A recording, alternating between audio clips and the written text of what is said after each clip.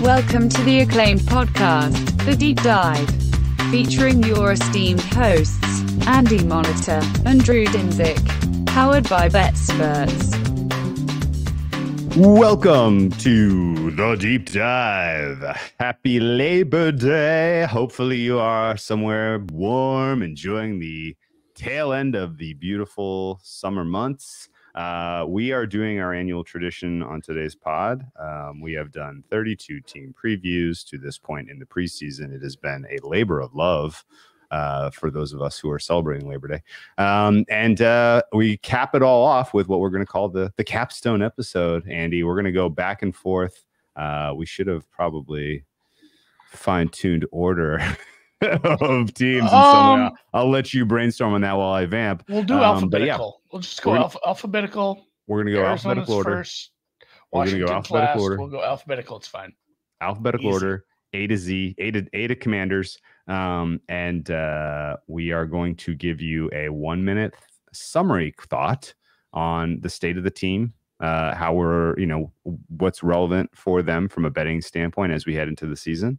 And then we are going to move on. We're going to try to keep this under an hour. And this is basically just an opportunity to add a little bit for some of the teams we talked about earlier this season, revise a little bit now that we know final rosters, final, decisions for some of these teams, and just a perfect way to kind of put a bow on the preseason. Andy, are you ready?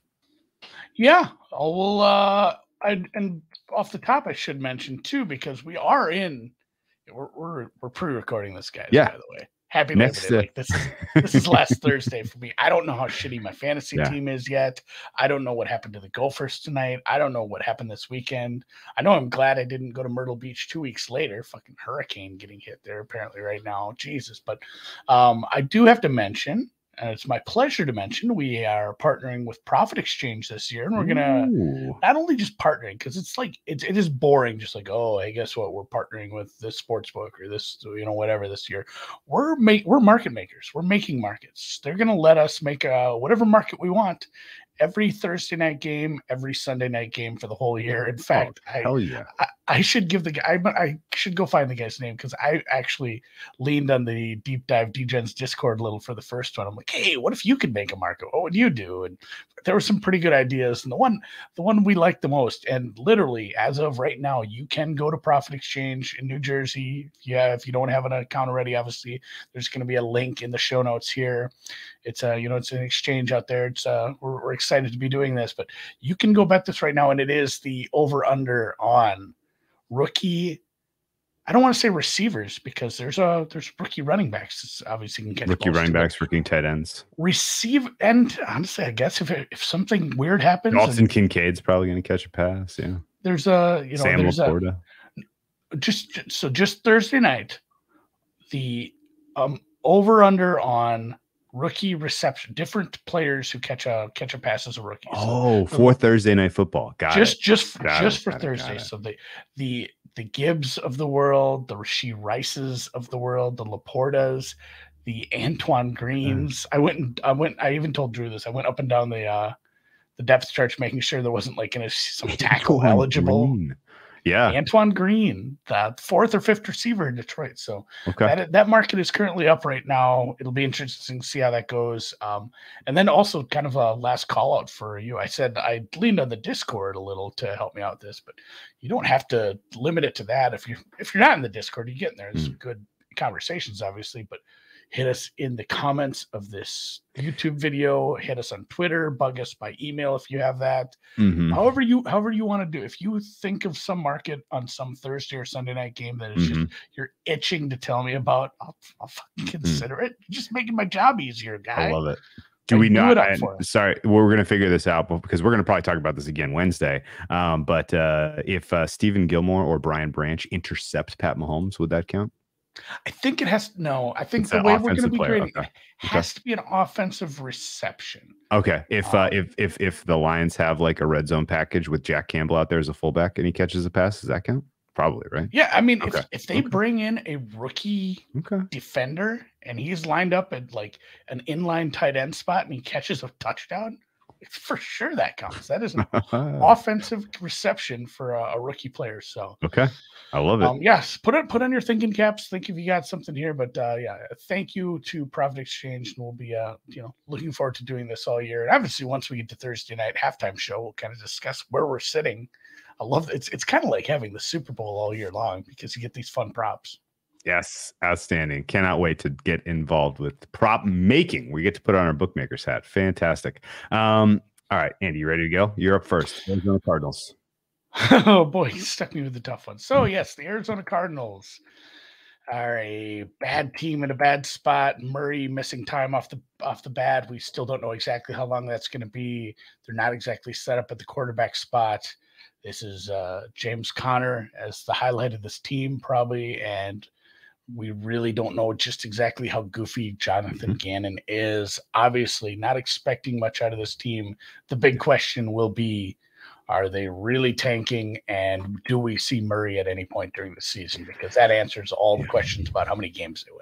Yeah, as currently rostered, worst team in football, 32 in a number of different categories. So not expecting much, but potentially a buy low from a game-by-game standpoint once things turn around with Kyler Murray back on the field. Let's move to the Atlanta Falcons. Bullish on the Falcons. I have bet them in a small way to win the NFC South. I think there is upside in this team to get a top 3 seed because their schedule is phenomenally easy. I love the additions that they made on the defense. I have this.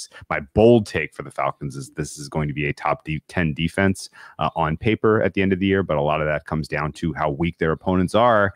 Desmond Ridder ultimately making a leap to being a league average quarterback will take this team to the playoffs, in my opinion. Yeah, positionless football. We're just going to see, maybe this is the prince that was promised, Arthur Smith, in his 3rd year. Seeing just how weird we can get, some of the Shanahan stuff where we're just lining guys up all over the place. You've got a lot of weapons that can line up in multiple different spots. I'm excited for that if it actually comes to fruition because it's just fun football to watch. I'm not as bullish on the defense, but I believe if Ridder can be middle of the pack, like you said, this can be a fun team. That takes us into the B's. Baltimore, the quarterback got paid. The wide receiver room is bolstered, I guess. I'm not fully sold on OBJ at this point in his career, but they did bring in, they brought in some pieces there. They got Lamar happy. Things are signed. They brought in Todd Monken. We have a new OC, a new system. We just don't know exactly what this offense is going to look like. Bullish, but it's still a very, very tough division. I have to see Lamar engaged and really gelling with this passing game for me to be hopping on the train. Nothing preseason for me on this team. Yeah, acknowledge that the most important thing that could have happened for this franchise was retaining Lamar Jackson, and they did. So great job. Everything else that they did in the offseason and some of the weaknesses of this team combined with how difficult the AFC North is the only thing that's really keeping me from being a full-on Ravens bandwagon jumper this season. Buffalo Bills, on the other hand, are absolutely a complete roster. If this team stays healthy, their ceiling is Super Bowl champions. I think the market has cooled on them significantly because of the way they finished their season. But I think a ton of that can be ascribed to injuries, particularly the throwing elbow of Josh Allen, combined with some of the defensive attrition. A healthy campaign, and these guys are going to be an absolute menace. This realistically is a team that I would expect to challenge for most wins in the NFL. I think they're going to be a bet on many weeks. If you are not even if you are being asked to lay points, I think they're going to keep their foot on the gas in general. Don't really see a weakness other than potentially CB2, CB3, nickelback, and maybe the interior offensive line. But one of the most complete teams in football and absolutely a Super Bowl contender. Yeah. I mean, it's silly, like how much I think about the tight end, the young tight end, because that's been a really big knock on this team. It's like, is there a second piece to this passing offense that we can trust, that Josh Allen trusts? Is that what we need? All the kind of narratives around losing the coaching and them taking a step back. I'm going to see that early and often. Like, just what I see from this offense early in the season is kind of what I'm going to ascribe them to be during this year. So I'm hopeful it's a very good team. I like I like Josh Allen to finally make his one run, even though I don't have any futures on this team currently. Frank Reich and the Carolina Panthers knew everything, completely everything. New coaching staff, new quarterback. It's a little small and hasn't looked all that great in the preseason. Obviously, we didn't see a ton of them yet. This is Reich's second chance. We'll see if he got a raw deal or if maybe he just didn't have it. If it's not in the cards for him to be a great head coach. Obviously, there's some nice pieces on this defense. They didn't take everything away when they did their fire sale last year, especially on the defensive side. I just worry about some of the pieces around the young quarterback as far as this offense taking any sort of step forward. I don't have them, doing much even in a weak division. Yeah, team I'm expecting to start slow largely because of the points you raised. Offensive line looks like a huge question mark. Skill position group looks bad. They have a super duper coaching staff assembled in Carolina. So ultimately, if they get it figured out, we should not be surprised. But this is a team that I'm going to be selling through the first quarter, maybe first half of the season before buying back into as they kind of figure out roles, responsibilities, and get a little bit better on the offensive line. The Bears are a team that I do not have a strong take on one way or the other, but the market is so enthusiastic about their ceiling this year that I find that a bit troubling. I don't think realistically a successful season for the Bears includes winning more than 9 games. But the fact that they're in an NFC North that has bad defenses means you should expect some step forward from Justin Fields. He, of course, is one of the most dynamic players in the NFL with the ball in his hands, and that's going to happen on every snap. It's entirely a matter of whether his downfield passing, takes a step up. And really, it's not even his downfield passing because his deep ball is beautiful. It's much more about how is his process? Does his process improve? Can he make something happen over the middle of the field? The fact that DJ is on this team as a receiver and he is a bona fide wide receiver one should matter. Offensive line, though, to start the season going in with these injuries is a huge red flag. So I am lower than market on Bears at price, but still willing to believe that there is upside here. Yeah, the big story obviously is Justin Fields and his progression, but you hit it on the head. They are really snake bitten by injury already, especially a cluster injury at a spot they can't, they can ill afford to be losing offensive linemen if they're going to try to put this together. And not as talked about as much as it was earlier in the season. This defensive rebuild was done from the wrong spots. And I just don't think that's going to pay dividends now. That's still another year away. So I'm fairly down on the Bears. I don't see them getting to 7, 8, 9 wins here, even in an easier division, easier schedule. It's mostly, hopefully at the end of the year, Justin Fields looks a lot better than he did last year. Cincinnati for the fourth straight year, however many years Burrow's been in the league, he misses camp for something. As of this recording, he's practicing. He looked pretty good. They lost both safeties. They need help with the pass rush. They kept both coordinators, though. It's one of the best teams. That's something. And they even got a nice little running back piece that doesn't get talked about a lot to take a pay cut to stay with this team. It's still a very good offensive core. It's still a very good team. It's a dangerous offense. If the secondary isn't too hurt by some of the missing players and the pass rush gets around, like, oh, boom, it's a top 3 team in the AFC, and we should be excited to see this team in, deep into the AFC playoffs again. Yep. I am higher than market on the Cincinnati offense. I know that sounds impossible, but I have them number 2. That is because I am higher than market on the Cincinnati offensive line. I think this unit is elite. Skill position, elite. Quarterback, elite. I am lower than market on this defense. I think this is a league average defense, even though I have an absolute man crush on Lou Anarumo. So he will probably figure stuff out. So Cincinnati, fascinating team to try to handicap because their schedule is absolutely absurdly difficult. Their division is really, really tough. And I can see a situation where they get into the playoffs as a wild card and are an absolute nightmare for someone who wins their division. Maybe even the Chiefs or the Bills, but mostly kind of excited to bet this team in certain spots to the over in game by game. I have bet them most points scored this season at a price of plus 950, I believe. And that is just kind of flag in the sand that this is an elite offense. Moving on to the Cleveland Browns. I kind of want to cede the floor to Andy because I am on the sidelines with the Cleveland Browns bandwagon. People believe in this team being, quite good if Deshaun Watson finds his form. I need to see it to believe it because I worry about his style of play fitting with the current state of defenses in the league and what Stefanski is best at from a coordinating standpoint. So I will acknowledge the defense is quite good. I will acknowledge that the addition of Jim Schwartz was a huge upgraded coordinator, but very talented team. Just no idea what to expect or how to grade the quarterback without seeing it in action. No, a lot of the warmness I have towards this team is obviously price-based. There's some decent prices still on this team. I think part of it is just it's a very crowded AFC, and if Watson plays at a high level, obviously both sides of this ball are very good, and suddenly they're in the mix to be one of the final two teams in the AFC. Once we get down to it, it's just really, really star players all across both sides of the ball.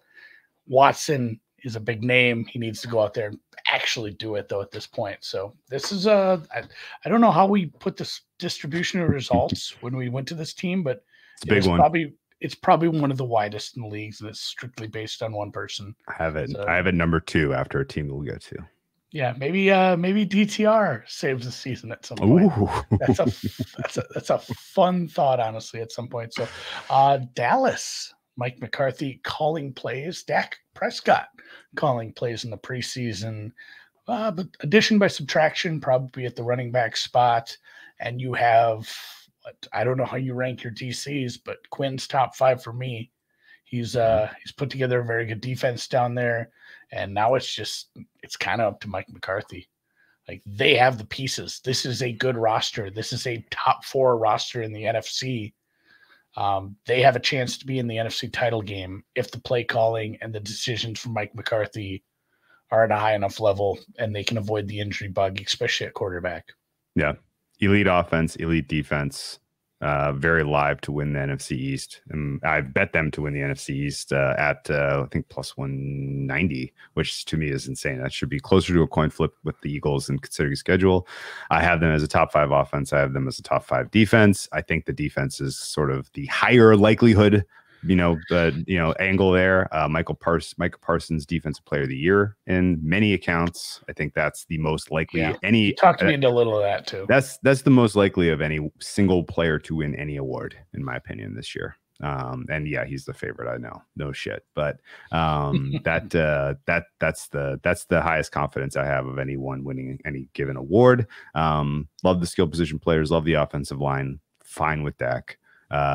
And kind of intrigued to see if Mike McCarthy can beat market expectations of what he is as an offensive mind. And this kind of goes hand in hand with not being especially impressed by Kellen Moore. So we'll see if the offense can actually reach top 5 status. If they do, this is a 1 seed, maybe a 2 seed. And I think they're realistically looking at an NFC championship appearance this year, if not a Super Bowl appearance. Wouldn't be my Super Bowl pick, but I think they're going to be in the mix. Denver Broncos. Biggest upgrade year over year in terms of head coach. That has to matter in some capacity. But I'm out on the Broncos because I still believe we live in a world where defenses have solved Russell Wilson. And until he brings a completely new look and new elements to his game, I will doubt that this offense can go score for score with some of the elites, particularly in a very crowded AFC, particularly in a challenging AFC West. So Denver Broncos, I think, are probably a sub 500 team this year, which means I think after a couple of early impressive wins on their schedule at home, this is a team to bet against. And I also think that Sean Payton probably uses this year as an opportunity to evaluate down the roster more so than he does use this as the year where they turn things around. So fine being a long-term buyer in the Sean Payton regime, but I will say that year 1, I think, is going to be a little bit of growing pains. Yeah, you kind of did bring me to that kind of to that side of the discussion where it's like, if it's painfully apparent that Sean Payton isn't bought in on Russell Wilson, he might have to put up with another year or 2 of him but it might not be in his long-term plans. And it will be interesting to see because they do have an easy schedule to start. The first 2 games very winnable, and a very tough middle chunk of that schedule, including a Kansas City, Green Bay, Kansas City, Buffalo, Minnesota, Cleveland stretch. So maybe a fadeable team by midseason if this starts out hot. Obviously, it all comes down to if we can get some simpatico between a Hall of Fame quarterback and a Hall of Fame head coach. Speaking of Hall of Fame head coaches, we'll head to Detroit. Dan Campbell begins his 3rd year. We're restoring the roar. My appetite was a little bit tempered after the draft, after offseason, after what they put together. I hope they know what they're doing, but I was very high on this rebuild over the last 2 years. I'm not so sure about what they did with the draft. I'm trying to push that out and saying, you're not good at picking draft players anyway, Andy. Let teams do what they do. We'll see what this offense looks like. And the secondary and defense as a whole obviously has to take some sort of meaningful step forward to actually cash in on this being a favorite in a weak NFC North at this point. So it'll come down to how they use their rookies, Amon-Ra St. Brown staying healthy, Goff staying healthy, and the defense having to take a step forward for them to get to this, double-digit win mark that they need to get probably to win this division. Yeah, I have them as a top 10 offense. I have them facing a very easy schedule of defenses. So I think offense, and by the way, they're playing a lot of games indoors, which helps for Goff, obviously. So I have this team scoring a lot of points this year. I think they are going to put up numbers, but I also think that they have one of the bottom 5 defenses in the league as rostered, particularly there.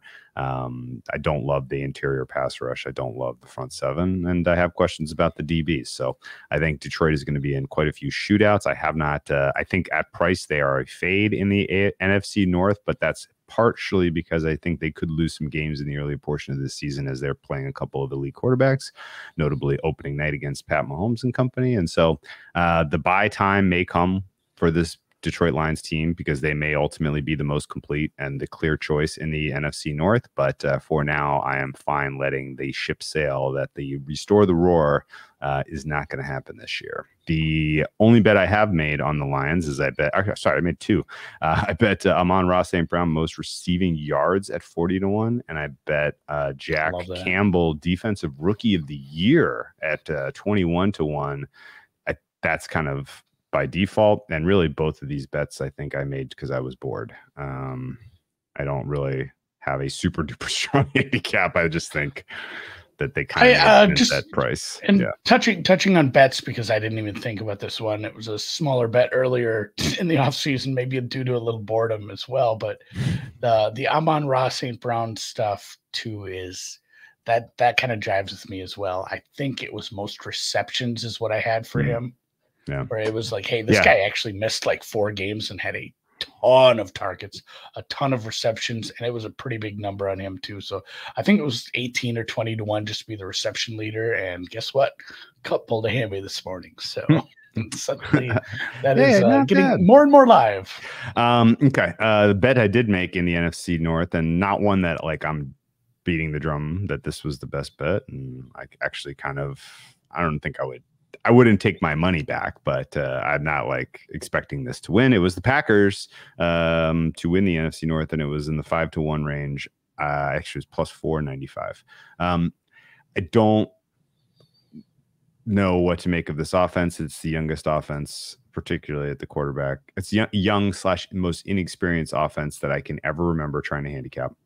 There is nobody on this field who is going to have more than 2 years service time in the NFL in terms of games played, outside of a couple offensive linemen. The offensive line should be good, and if that happens, then that should give this group an opportunity to grow. And if LaFleur can put solid scheme together, combined with a little bit of the unknown, then that's sort of the bull case for the Green Bay offense. The reason I made the bet really though was because the other 3 defenses in the NFC North are atrocious, and if Green Bay finally realizes anything defensively, then they clearly have the best unit in the division. So for the reason I felt like plus almost 5-1 was silly. And again, prepare to eject on this at some point in the season and get on the Lions bandwagon if it becomes apparent that the Jordan Love just doesn't have it. Yeah, that's it. Jordan Love looks good. Looked good in camp, looked good in joint practice stuff or whatever scrimmages, looked good in preseason games when he did get a fair amount of action early on in a couple of the games. The young receivers to me are a plus at some of these prices. They have so many young receivers and young pieces, a good backfield. And if the quarterback works, at least 2 or 3 of those guys they're going to be good based on the amount of targets they're going to get. And there's so much unknown. I've already proclaimed Musgrave is going to be the words better than Kelsey maybe get uttered from my lips at some point this year. I did bet Jaden Reed offensive rookie of the year just based on some of the upside, I think, for him overtaking Dubs at the wide receiver 2. I did bet this number, and again, recording this on a Thursday afternoon, but this number is still 35-1 to win the NFC at DraftKings. Wow. Which is, it's a shade off market. You're not going to find that at a bunch of other places. That is obscene compared to what like the Bears and other teams are. So you're more Packers than me. I didn't realize. I'm a Packers truther, and I think if the offense is good, you watched a lot more of the preseason. So I don't care if Joe Barry and the defense are not good again. You go look at the team that won the Super Bowl. It was an elite offense with a actually kind of bad defense at times. So. Okay. Give me a hot, nasty speed on the offense with all these young guys, and fuck it, we're going to the Super Bowl. Okay. Title all right. time. Fun. That's fun. I'm not there yet. I'm definitely going to bet Atlanta week 2, but I like them week 1, and I like them to get off to a nice hot start here. So, best of luck to you in your Packers future, and may join you there. Houston. Yeah, go ahead. Houston rookie starter, and similar. Lots of youth at the wide receiver. There's some names that's starting and playing at wide receiver I'm not excited about, but there's a lot of upside there too with basically 3 rookies because Mechie didn't, get any playing time last year. But, it's still a learning curve for Stroud. We're still missing some pieces. This defense, I think we both kind of decided there's enough pieces there for this defense to be okay, above average.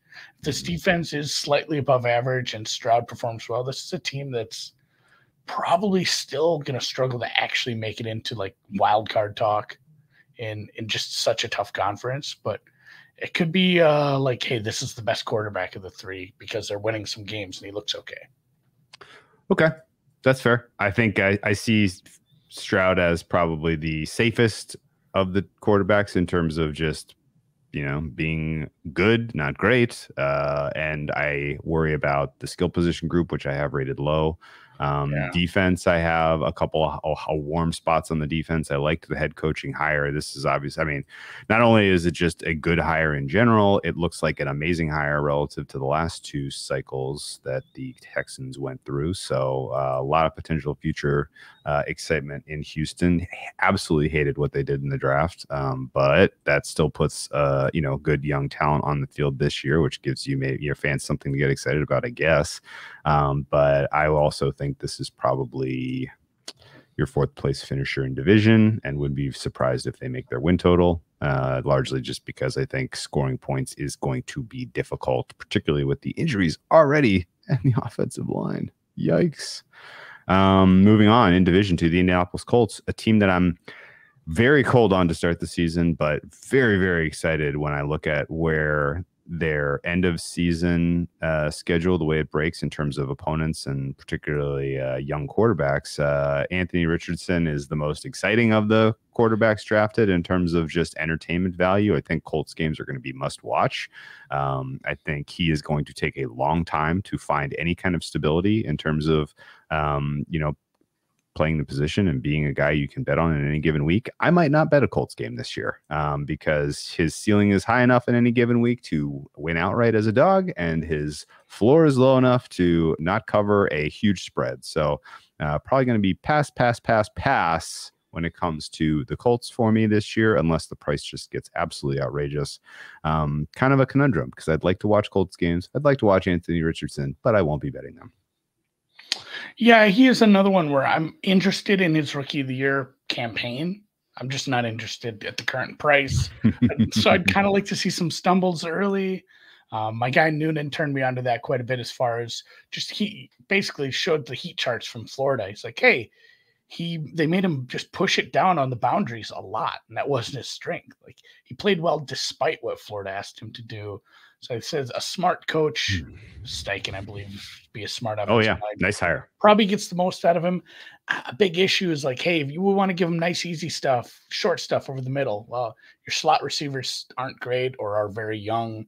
You don't have a running back that catches the ball anymore because he's on the pup right now. You're going to rely on running back depth, and your tight end room isn't that good. So the skill position players to actually do that kind of stink for that game plan. Although if things start to work out and Steichen truly does get the most out of him, he has a lot of upside, and this team does have some upside. I'm cold on them in general based on how the offensive line played last year and all those things being such uncertainties. And there's a lot of what ifs we need to get him there. So a team I'm going to monitor closely, but I don't have much on yet. Yeah.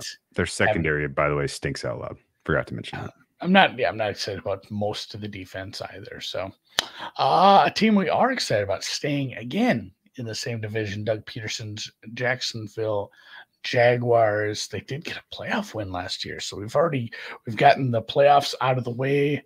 We've added the wayward son there that's found his way into gambling, but that gives you a nice piece at receiver. You drafted some depth at running back. You didn't address the offensive line as much as I'd liked. We'll see if that rears its ugly head. And this defense is probably bad, but it's another thing. We talked about the Chiefs. If this offense takes a meaningful another step forward and it's good, I guess I don't care how bad this defense is, especially in this division. This team can win on the back of a star quarterback, a star receiver, and a couple good running backs. And I'm excited to see what they can do under year two with Dougie. Yeah, a little off market on this team for me to the good. I make them top 10 power rated overall. I make the offense clearly top 10. I think there's a reasonable chance we get halfway through the season and we're talking about the Jaguars skill position group is the best in football. And I think that's enough in a very weak division to give them a realistic shot at a 1 seed in the AFC. And if they're in round 2 with a bye and getting healthy and everyone else is bloodying each other up in the super wild card round in a super crowded AFC, to me, that spells grab a future. Your outrageous Green Bay price for me, that the team that I am riding my future hopes on is the Jacksonville Jaguars. Second biggest potential payout of any preseason bet I have made is the Jaguars winning the Super Bowl. I'm going to ride or die with these guys, despite all the points you brought up being relatively valid. I am higher on their defense than market for some reason. I haven't really put my finger on it. I like a lot of these guys. I think Trayvon Walker could take a step forward, but that's kind of what it comes down to. You need him to progress and be a 1.01 quality player this year for that defense to really materialize into something that can win you games in the month of January. Team that is very good at winning games in the month of January, Andy, is the Kansas City Chiefs. There's no reason to doubt them. Andy Reid plus Pat Mahomes equals magic. This is the clearly best quarterback situation in the NFL, despite question marks across the skill position group outside of Travis Kelce. Offensive line, number 1 for me. I'm sorry, number 2. Number 2 for me in football. Changeover at the tackles, but if there's anywhere you want to be weak with Pat Mahomes under center, it's the tackle position. You want to protect that. You want that interior to be solid, and that's where they shine the most. They're the number 1 interior offensive line by my numbers. So great protection. Pat Mahomes, Travis Kelce, fill in the rest at wide receiver. This team is going to score points. They're going to win games. The defense, I am higher on than market. I think they're better than league average. I think they're going to get better as the season goes on. That's kind of a staple of Spagnuolo defense. I think having said all this, why haven't I bet Chiefs futures? Why haven't I bet them to win the division? Why haven't I bet them to win the AFC? their schedule at the end of the season is insane. They play everyone good, and they are at a rest disadvantage almost every week. That seems impossible, but it certainly feels like the forces are going to make them go on the road this year in the playoffs, and that is a new test that we have not seen Mahomes answer just yet. And so for that reason, I will be on the sidelines with the Chiefs unless they are, again, dogs in the Super Bowl, which feels unlikely. Yeah, replace the tackles, but I don't know, probably a wash. And again, another rookie receiver I'm kind of keeping my eyes on, Rashee Rice, not because I'm super high on him, although I think he's good. It's just the opportunity is so there for somebody to step up and be the guy that's not Travis Kelce in this. And I'm not terribly convinced that Kadarius Toney or Sky Moore, some of these names, it's not like, oh, he's locked, behind these starters. He has a chance to really do something special just because he has Patrick Mahomes as his quarterback. I mean, we've seen some of the numbers that Tyreek was able to put up there. Nobody's Tyreek, but a guy I'm watching if he's able to bust out a little this year. And then I'm going to cede the rest of my KC time to say the funniest possible thing that could happen this year is Patrick Mahomes is very bad. And his offense looks completely lost. Wouldn't it be like the enemy? It was all the enemy. I'm putting no stock in that. I just thought about that once. I'm like, wouldn't that be just the weirdest damn thing? Yeah. Like Charles Barkley in Space Jam, where he just can't play basketball because they took his powers. McCole Hardman was the key, Andy. He was the straw. McCole Hardman was the straw that stirred the drink. Same division. God, we're gonna do this twice, 3 in a row from the same division. The Las Vegas Raiders, lackluster results, obviously, last year. Moved on from Carr. We are a snapped leg away from AOC making the field. That's my dream here. I'm not super excited about this team. They made the deal with Jacobs. It's crazy how you can have a top 5 running back, a top 5 receiver, a quarterback who's really done it. Honestly, he did it in New England as well at some points when he was called into service. Like, he's not a bad quarterback. You have some pieces here. We're just really not high in this team. Obviously, it's a tough conference, tough division, and it's a tough sell for me on this coach at this point.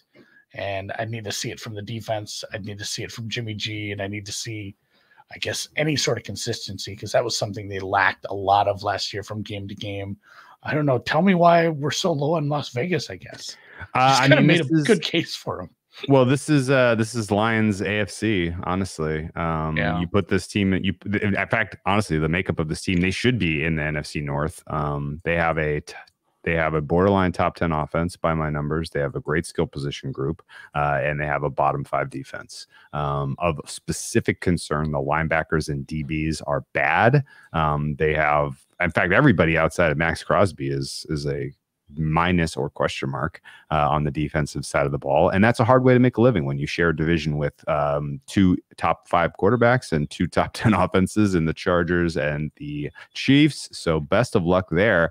The other reason to be a little cool on Las Vegas, Andy, is Jimmy Garoppolo is made of glass.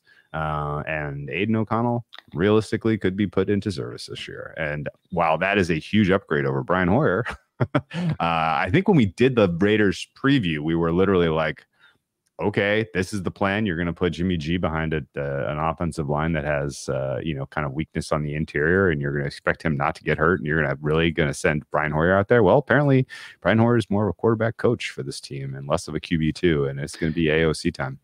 He's listed as 2, but it would be a choice to trot him out there if Jimmy G got hurt. So, Chargers. All right.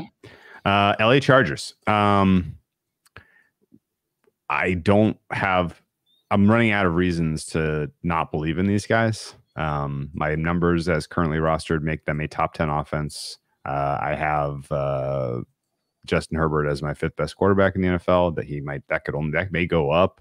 I have their defense as top half. I have their starters overall as a top 7 team. I have their power rated as a top 7 team. I have their reserves as the 2nd worst in the NFL.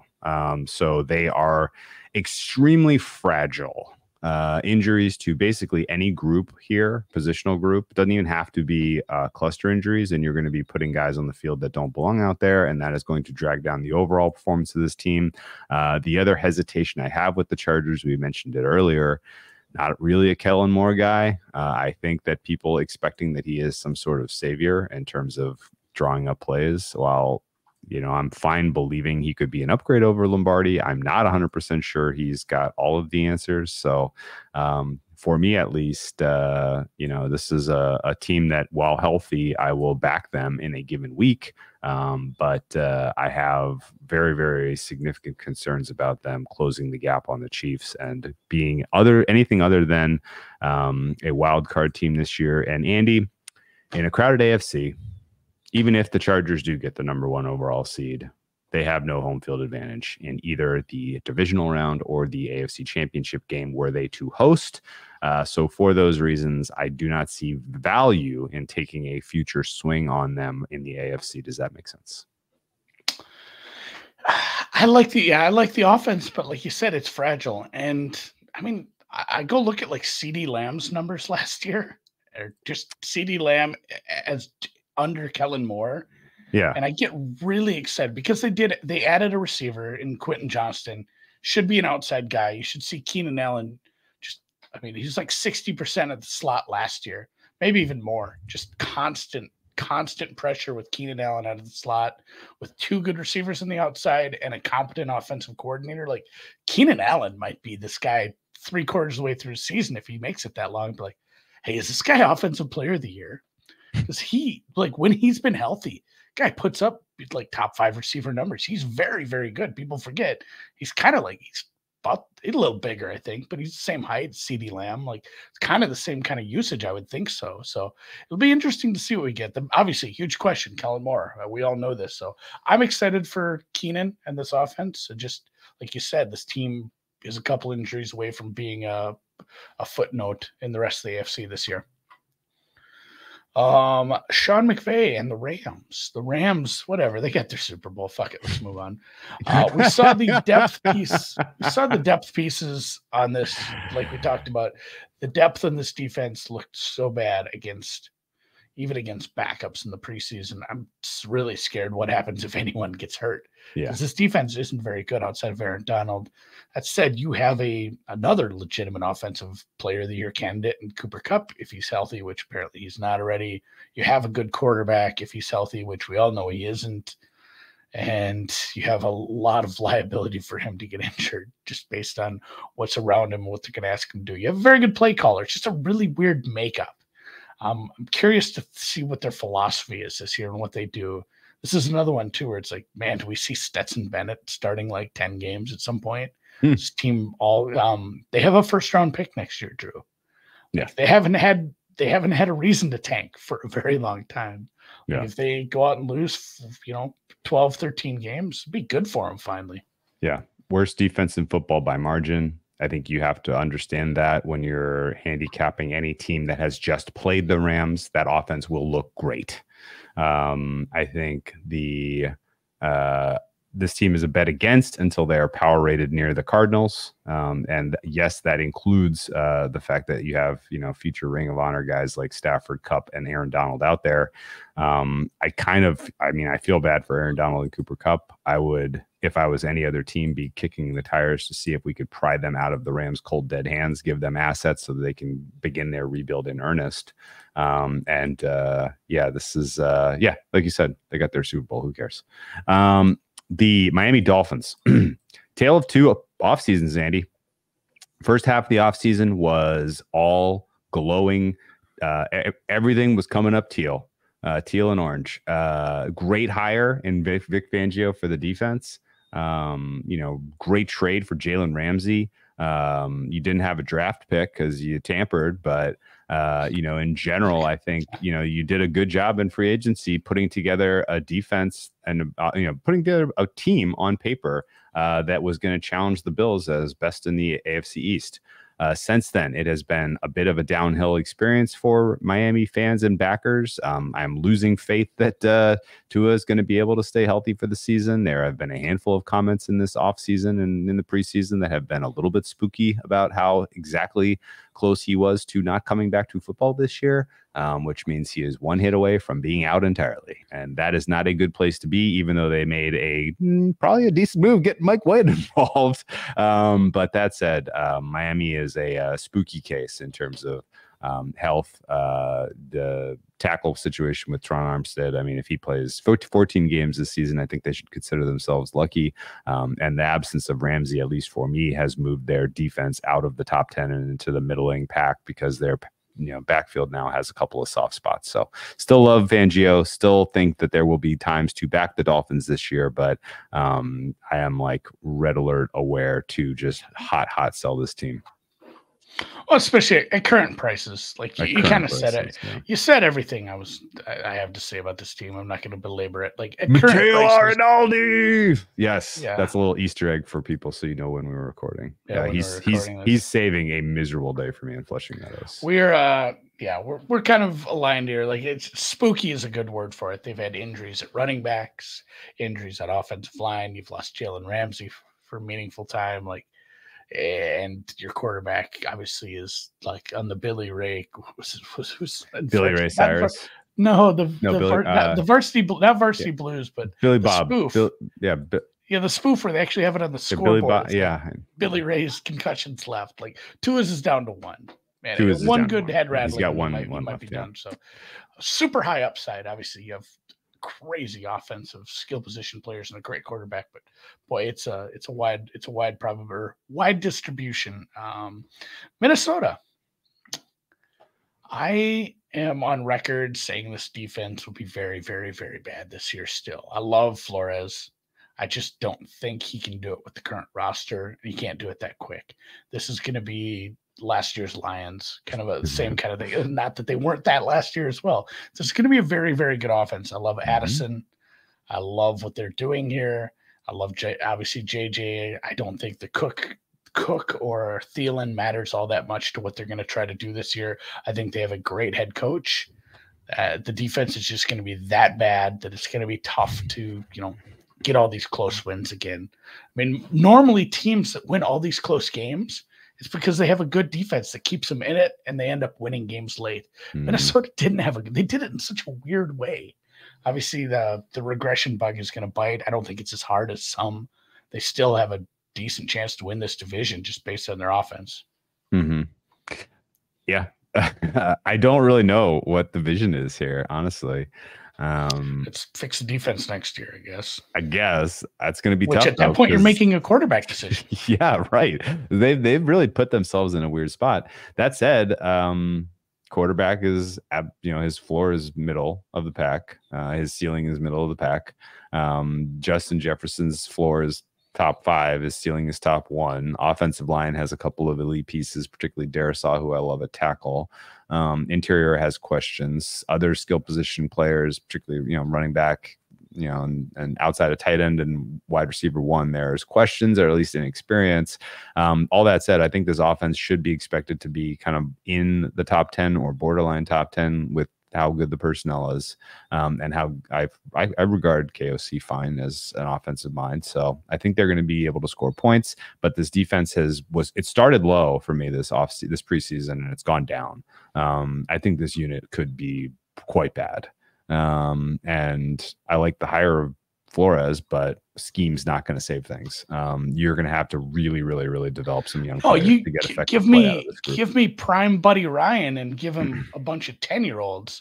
You're not going to defend anybody. Like you still have to have the players. Yeah, I think they're going to be a roller coaster. They're going to be fun to watch every week. They're going to be in every game. Comeback mode is going to be live because of the way that they're structured, but they're going to let teams back in. Like this is kind of set up for just every game being super exciting, 30-30 team with the ball last wins kind of stuff. So football. Yeah, it's going to be fun. Let's go to the New England Patriots. They're next, I believe. What do you think of their defense, Drew? Yeah, top 5. Amazing. Incredible. Honestly, even in the preseason, I got excited. Incredible. They're well schemed. They're well rostered. They're deep. They're multiple. There's no weakness. They're inevitable. They're inevitable. The offense is I've downgraded their offensive line pretty substantially. I've downgraded their skill position group substantially, and now I have their offense kind of in the mid to low 20s, which is not going to be enough to keep up with some of the elite offenses in the AFC particularly. Mac Jones, I don't really know what's going on with the quarterback position there. I don't really know that Belichick's mended fences. I think his actions in the last calendar year have been very questionable, from the way he treated Mac Jones in the offseason and the way that they went about offensive coordinating last year to the way they, the pulling him in a game for Bailey Zappi. All of it was just bizarre, and I don't know that fences have been mended. I think it's going to be a little bit of a delicate situation. I think if the offense is costing the Patriots games, I don't know where they go next. But this is a team that is, if you only had to compete on defense, would be a Super Bowl contender. But because you have to score into the 20s to win Super Bowls now, they are going to be on the outs for me. So they could be a weird team where they're power rated, but well above a league average team, but because of their schedule and because of the offense inability to really find any kind of mojo, I think this team could win like 5 or 6 games. So super interesting and weird case here with the Patriots. Anytime they're getting a bunch of points, anytime the total is going to be in the high 40s, this is a take the points, bet the under type of team for me. Yeah, ridiculously difficult schedule. Oh, yeah, all time tough. Goes without saying the defense should be very good, and as Patriots defenses often do, gets better throughout the season. They have a good enough offensive line, and they have the pieces outside of, they don't have a strong wide receiver room, but you have strong tight ends. You have two strong running backs now that at least usable in a really nice running back by committee, which is to the bane of most fantasy players who have all these Ramondre shares. But I think you have the pieces, and Smith Schuster is a nice addition in the slot. Like, you have the pieces to take a jump forward on the offense just based on the fact that you went into the season last year without an offensive coordinator. You have one now. Like, it should be better. That's going to be the big question mark. Like, if the offense is league average or better, the defense is good enough to keep them in games, and they're going to win some games against teams that are better than them. They're going to sniff the playoffs. But if the offense doesn't take any meaningful steps, defense can't do everything. So I'm kind of cold on them till I see it. Okay. I don't want to be early on I don't want to be early on New England at all. So no. New quarterback in New Orleans, Derek Carr. Michael Thomas maybe plays. We're not holding our breath. Sometime. I'm not. Kamara suspended for being in trouble last year. But all those negatives, they're still favored in a weak-ass division with a bunch of turnover at quarterback, young quarterbacks, bad head coaches. They might be in that same boat if we were talking about them, though, from another point of view, from another team. We're not so sure they have a good coaching staff. We're not so sure Derek Carr is going to make a seamless transition, although they did bring in some people to help with that. I don't think Derek Carr is a bad quarterback. I think he can be absolutely serviceable. I'm just not excited about this team's long-term. Like, I don't get what the bet would be in this team. It's not a team that they won their division. They have a home game. Give a shit. They're not going to do anything in the playoffs. I don't know what I'd be excited about here, or what I have to look for to see if I want to be betting on this team week in and week out. I don't know. What do you got? Yeah, last year's Raiders are now in New Orleans. In every which way. This is a team that I think the market rates their offense 19th. I think that's low. The market rates their defense 11th. I think that's way freaking high. I think the pass rush is pretty questionable. I think the offensive line could undo what the ceiling is for this offense. And if they weren't in the NFC South with the first or second weakest schedule, then I think this team would be a bottom feeder, and probably, people would lose their jobs. That said, the schedule is soft enough that they can win 8 games. But this is a team that I have circled in black Sharpie to fade with a lead in a game, because the pass rush is so weak and because the running game I have questions about. And I think that will let teams back in all season long. New York football Giants. Jets. Giants. G before J. Of course. New York football Giants. Another team where bad luck for them that they have 2 juggernauts in their division, with the Eagles and the Cowboys. Otherwise, this team looks better on paper than they did last year. I don't 100% understand the way they have gone about populating their skill position group, because they have a lot of guys who are redundant. Daniel Jones can continue to grow under Kafka and Dable. I like the nucleus there in terms of the minds that are running the offense. But the offensive line, to me, is going to keep the ceiling of the offense somewhat low. When they go up against elite pass rushes like the Dallas Cowboys, they are in trouble. And when they face elite offenses, particularly elite offenses that have good offensive lines and good weapons, they are in trouble, because their defensive backfield is 30th out of 32 by my numbers. Yeah, we talked about in our last preview that Julian Love moved on. What they have left there, it's not great. They've had injuries over the past couple of years there as well. The defensive front looks good. The front seven looks like it could be a force at times. But it has been a bit of a weird build as far as roster, although it worked out well last year. Daniel Jones, I think, is very serviceable.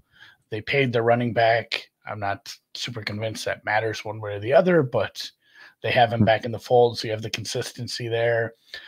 They're probably going to need someone to – it's similar to the Chiefs in the way that, like, someone needs to put their hand up and say, I'm wide receiver one.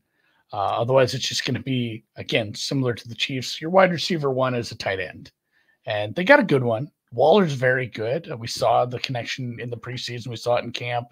Like, he's very good, but you're going to need a little more than that if you want to compete, especially, like you said, in a division that's so top-heavy. Rookie Jalen Hyatt, Slayton, I don't know, Wan'Dale Robinson. Somebody's got to step up and be that guy in order for them to take a meaningful step.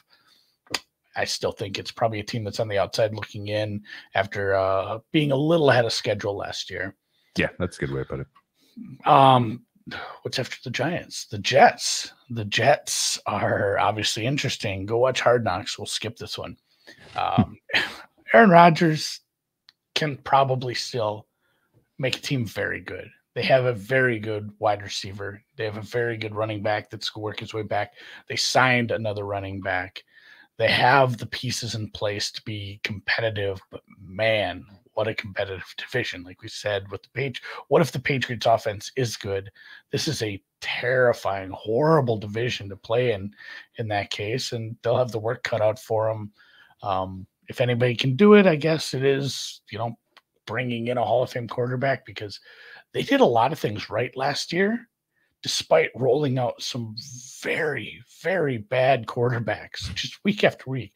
To have two Rookie of the Year candidates that both, one guy had it won on this team. Yeah. When that's your quarterbacks that you put out there week after week after week, to be 3/4 of the season talking about maybe making the playoffs. So truly, maybe it was just, hey, this team is kind of a quarterback away and this defense is going to be nasty. Yeah, that's fair. I'm not there with them personally, but I get it. Defense I have as top 3. Offense I have as bottom half, because I have a very low grade on the offensive line. And outside of Garrett Wilson, I have questions about everyone in the skill position group. I don't know that. Refresh my memory too, Drew. Did Rodgers play behind a pretty decent offensive line last few years? Yes, he did. He's also very old, and he's not very mobile, and he's a bad leader. And he has Nathaniel Hackett calling plays, who I think and honestly, like, this narrative, blah, blah, blah, blah, blah. If shit starts going wrong, Aaron Rodgers can be the first one pointing fingers. He's not going to be kumbayaing like he is right now about what a dream it is in New York with the Jets. Like, if they're scoring, 13 points a game and getting beat, even though their defense is holding teams to 17, like, this is going to get ugly quick. And I think that's a realistic outcome. I bet the Jets to be the fewest points scored at 56-1.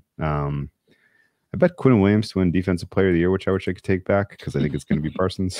But this defense is amazing. And this offense, I have just loads of questions about. So their schedule is tough as well. They play a lot of really, really decent pass rushes, which I think is going to keep their keep their totals in the among the lowest in the NFL. So under for the Jets for me. The Philadelphia Eagles are the almost exact opposite. This team's going to threaten the Bengals, I think, to score the most points this season. I think Jalen Hurts is live for Offensive Player of the Year. I bet that at 30-1 range, which is I'm pretty excited about that. I wish I had bet more on that, actually. His offensive profile last year was incredible. They're not going to have quite as many leads this year because their defense isn't as good and then their schedule is tougher. And so for those reasons, I think the Eagles are set to win games scoring into the high 20s, low 30s week in, week out. And the beneficiary is going to be Hurts. Incredible offensive line, top 3. Incredible skill position group, top 3. And just in general, Nick Sirianni, a guy that I can totally buy into as a visionary head coach. Defense, I worry about the linebacking core. I don't have a great grade on the front 7. I have some questions about the defensive backs. So for all those reasons, I think Philly's going to be in a little bit tougher game state this year than they were last year in a lot of games, week in, week out. All that said, wild card team for me. I think they're going to be a nasty matchup in playoffs for a lot of the other NFC teams. I could see them getting to the NFC Championship game, but if it's on the road this time in San Francisco or in Dallas, then I would make them meaningful dogs. Yeah, not a lot to add there. Added some nice rookies. Still got to show up in a tough division. Mm-hmm. Could be the most annoying draw if you win a division and get a team that made it to the Super Bowl who may have improved and still is a wild card because the Cowboys won better than them at some point during the season. So I'm still very bullish on the team, but they did lose 2 coordinators. We'll see if that matters. Pittsburgh, who's their coach? Mike Tomlin, 17th year, I believe.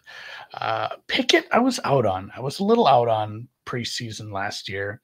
It's not like he showed me a ton, but he didn't go in there and fall on his face. And he made some nice throws. I think I watched all 3 of their preseason games, at least parts of them. He makes some nice throws at times. So I'm maybe warming up to Pickett a little because that matters. This is another one where, the defense is obviously good. They have some stars along all 3 levels. Like this defense is a problem for a lot of teams, especially how they pass rush.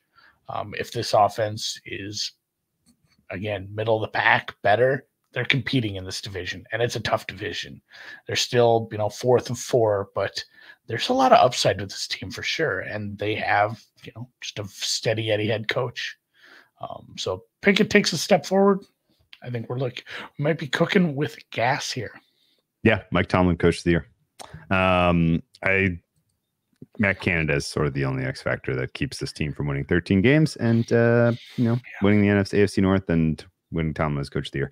Andy, I don't know if you saw this, but the vig free price for the Steelers to win 4 games more than last year, which would be 12.5 to the over, is 9-1, which means Tomlin 30-1 is plus EV by basically any way you can measure it. I think this defense is going to be top 5. I think there's only upside potential for the offense. I have them rated currently 17th, but I like the offensive line enough. I like the skill position group a lot, and I think Kenny Pickett could take a meaningful step forward. So overall, I rate this team just out of the top 10, but I think in a couple breaks, couple bounces, and improved offense, they could threaten the Bengals for the AFC North. And if that comes through, if they win their division, if they're winning 12, 13 games, then Tomlin coach of the year party is going to be awesome. Seattle, we just talked about. Don't really have anything to add. I bet them week 1 against the Rams. I think this team is. You skip San Francisco. Oh yeah, that's true. Their SAN is before SEA. I have SFO. All right, San Francisco. No, I'll go to San Francisco. I had to move him because of the abbreviations. We just talked about San Francisco for an hour and a half yesterday, so go listen to that. no notes. Yeah, we tried to solve the Purdy problem for 40 minutes. Came up with fucking nothing. Like most. Synergy between Shanahan and Purdy is real, in my opinion. It may not manifest until we get later in the season and he's 100% healthy. Defense has bunch of Hall of Famers. This Niners team, I think, has the inside track to get the 1 seed because they're in the easier division than, or at least they don't have another gorilla in their division like Dallas and Philly do. And if the road to the Super Bowl goes through San Francisco, then good luck to the rest of the NFC teams. Yeah. Quarterback doesn't matter. It's the running back doesn't matter. But it only works with one team in the league. So only applies here. It only applies in the Bay Area, and we can say that now that the other Bay Area team has vacated Northern California. Defense and skill positions on paper, obviously, everything's top 5. If the quarterback jives, this team is one of the 4 best rosters in the NFL. I will go up to the Pacific Northeast now. Geno, it was the same kind of thing. We tried to figure out Geno. Obviously, there's no real good analog to a 32-year-old quarterback suddenly putting it all together. There was a bit of a decline in the second half of the season. If that continues, it might be tough to see this team finish up and make the playoffs again. And they have some good skill positions. They keep adding. And your biggest knock, and I'll let you expound on this, was how they drafted and how they added to this roster, because they have running backs. So you draft more running backs. You have good corners. You have depth at secondary, so you draft more there. Like you didn't fix the guy. You didn't find guys who you can scheme to be better at stopping the run on defense. You didn't find guys to help with the pass rush. And some of the deficiencies there they ignored and just continued to add to strength, which I thought was a fair point by you. Yeah, and I mean you got still huge questions in the interior offensive line that specifically caused Geno issues. Like you look at the tape when he was poor, it was because the interior pressure was getting to him, and I wish they had addressed that more carefully. If they did, I'd be higher on this offense. As fact they didn't. I have them 18th, and I'm expecting a little bit of Geno regression, I guess.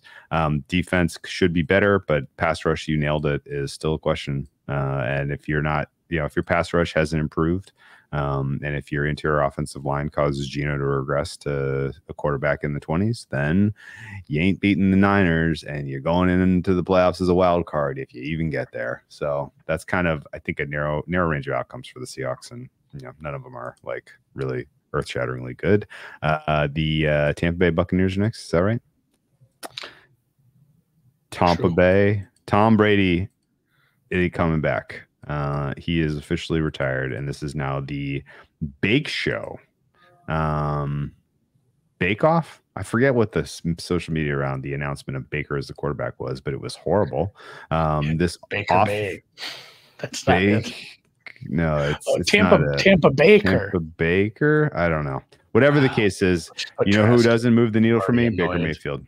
Yeah, you know who doesn't move the needle for me is Baker Mayfield. You know who doesn't move the needle for me even more is Baker Mayfield behind an offensive line that can't pass pro, and that's what you got.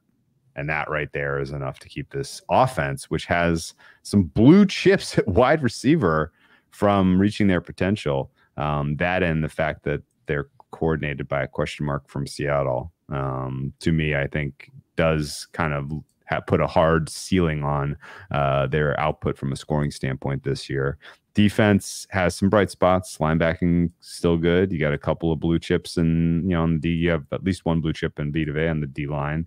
Who knows what you got with Shaq Barrett now? You've lost some depth at your secondary, so you might be exposed.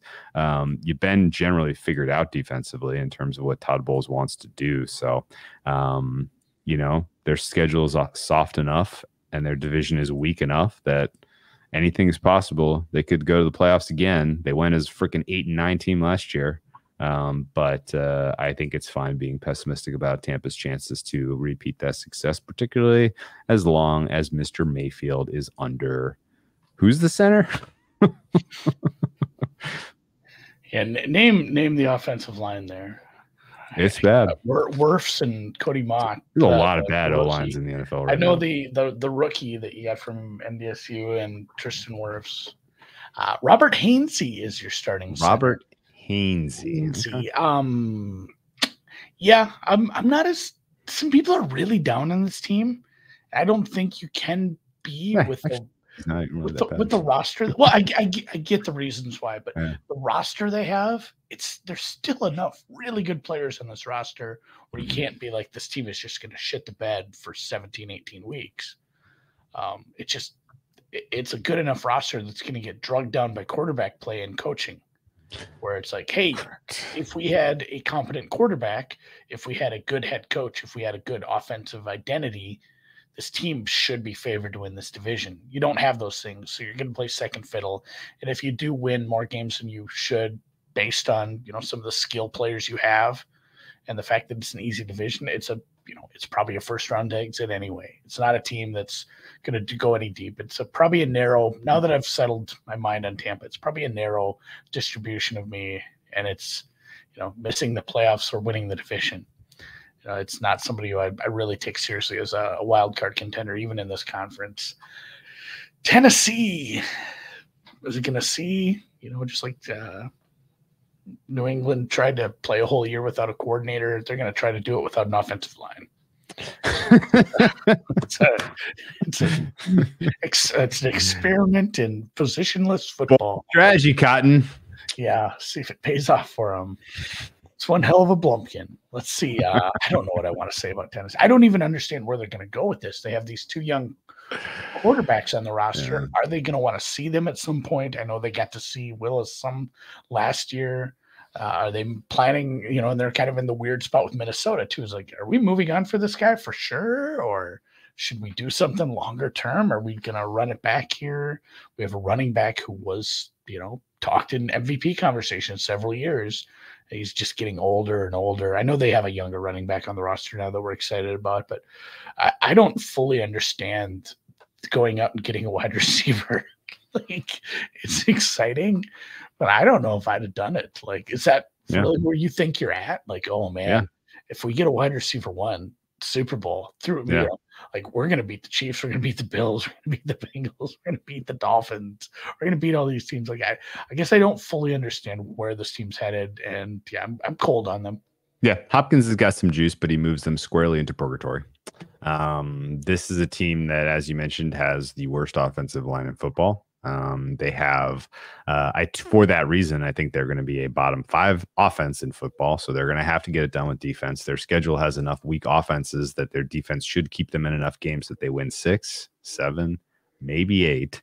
It's enough, in my opinion, to keep the Colts and the Texans at the bottom of the AFC South, which again, I think helps the Jaguars. But ultimately, this is a team that's not competing for much. They are try-hards, though, and that's the Mike Vrabel. That's his identity. Tank is not in his vocabulary. So, don't overlook the don't overlook the Titans on a given day. And I look forward to seeing the old Houston Oilers uniforms at some point this season. Yeah, they have a very good coach. I feel like I glossed over that. Yeah. Interesting situation brewing in Washington where you have weird friction. yeah. Where you have friction between the offensive coordinator and the head coach before we even get the season started. But then in all your preseason games, you're trying super hard and you look really good on offense. Sam Howell has at times in this preseason very much looked the part of starting quarterback. And we know that the strength really is on the defensive side of the ball. They have an elite front seven. They have a young secondary. So this is a team that is rostered to put away leads, not necessarily keep teams with good offenses from scoring on them early, which means that they should throttle the likes of the Cardinals of the world and that they are going to struggle mightily against the likes of the Cowboys and the Eagles of the world.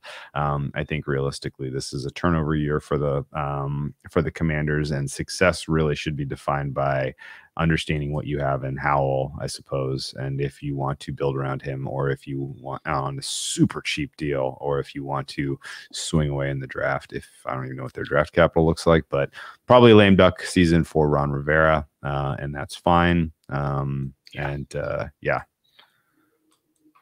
factor. Oh yeah, Howell has a goddamn cannon. He has a very live arm. His accuracy has looked better. His pocket poise and his reads looked good in the limited time I got to see him in the preseason.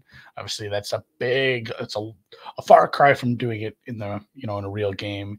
And the big knock would be terrible under pressure. And the couple times that I saw him pressured, he looked like his brain just fell out of his head.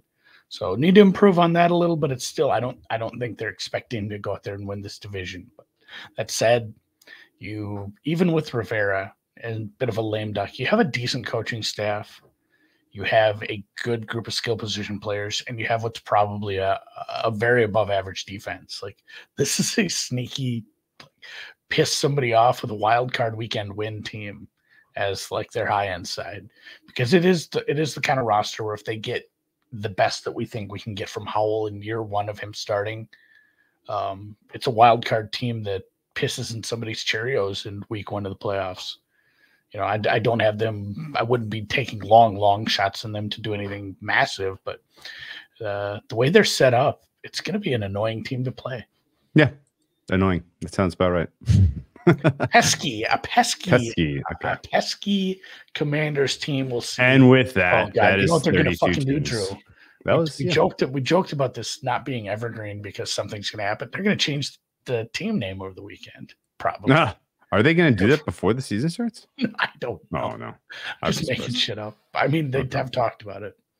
Okay. I'm just, intrigued to see how many players play them Survivor week one, because it does feel like a little bit of a free square, but we'll see.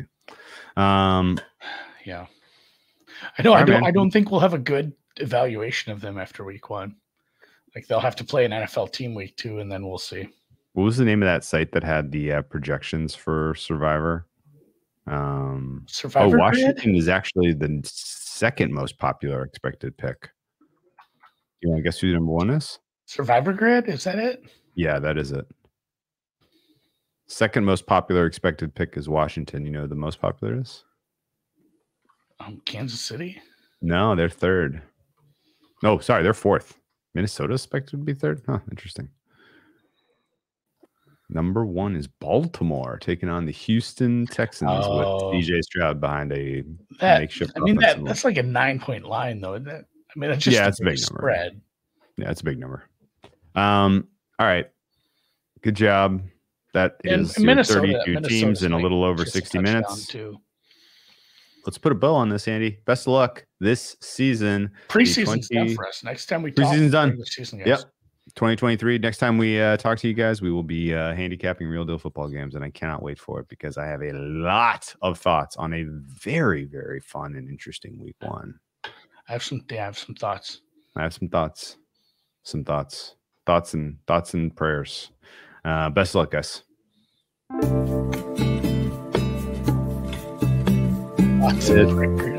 Nailed it. No, that was good. Good work. Good work. Let's get settled in and watch the U.S. Open now. We are looking at a very chalky potential quarterfinals for the women's side. Gophers football tonight. Trophy game.